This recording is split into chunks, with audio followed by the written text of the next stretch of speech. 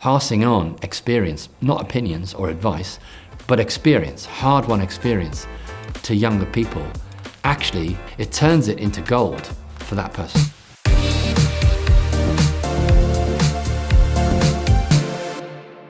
My name is Jimmy Mulville and I'm the Managing Director of Hat-Trick Productions. Yeah, so Hat-Trick Productions is a production company. It's been in business for 35 years. It started in the mid-80s and we basically produce comedy entertainment and drama. Over the years we've made some shows that have made an impact. Very early on we did a show called Whose Line Is It Anyway in 1989. That was followed up in 1990 by Have I Got News For You.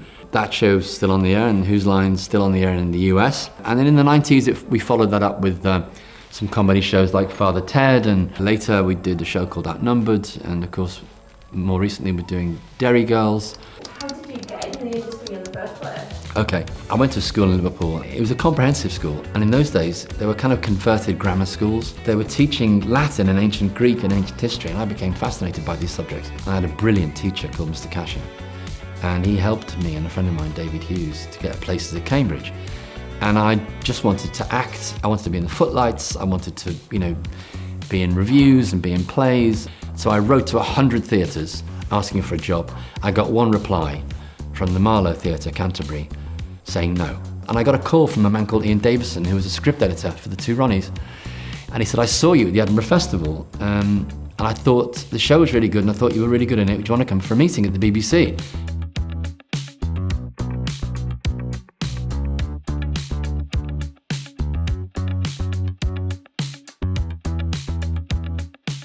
So I went to meet him, and he commissioned me to write some material for a new show that he was trying to put together, a late night show. At this stage I was about 22, 23 years of age, and nothing came of it. So after that, I used to go and see my friend, Griff Rhys-Jones, and he was a radio producer, and I'd go and see his shows. And one night I saw a show, I was in the bar afterwards, and I was kicking off about what I thought about the show. And there's an older bloke there. I say old, he was only about 40, but he wore glasses and a suit, quite kind of important. And he and I got engaged in quite a heated argument about this show. And the following day I went to see Griff, and this guy popped out of an office, and clearly he worked there. And Griff said, that's my boss, that's David Hatch, and that's the guy you were pissing off last night. So he said, do you want to come in? So I sat down. He said, you had a lot to say for yourself last night. I said, well, I'm sorry, I obviously had a few drinks, and I'm a Scouser, and I've got strong opinions.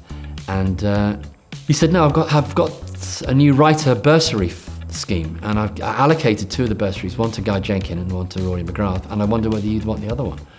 So I never saw myself as being a kind of out-and-out writer, but I grabbed it. We got together, Rory and I and a few other people, to write a sketch show which we were then in with Emma Thompson called Injury Time, which had 2 series.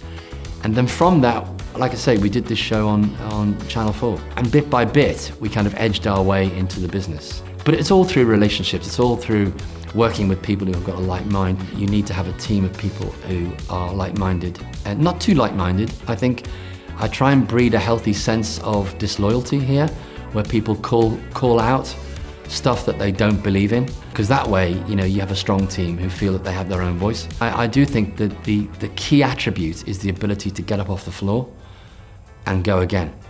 Because if you don't have that, you can be as talented or as genius or as educated as anybody, but if you don't have persistence and determination, you're not going to go anywhere. I think this industry is a fantastic industry. I always like it when I get someone who's come from college. We sometimes have open days here for people who want to come into the industry. We are reaching out to other parts of the community to try and get young people who wouldn't think necessarily that this was an industry for them. And I'm talking about class here. I was born in Liverpool, in a working class part of Liverpool. Nobody in my family went to university. They all left school when they were 14.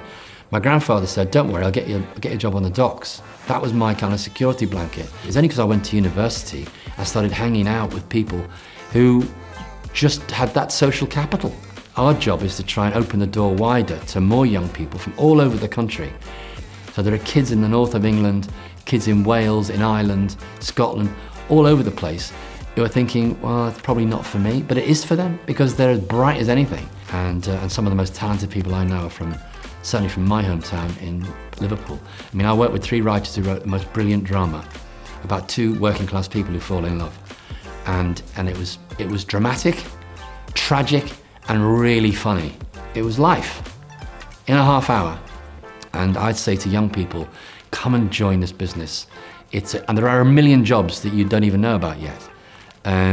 But walk towards it and keep your eyes open. I still think, even though it's a difficult business in many ways, it's a great business. And it's a growing business.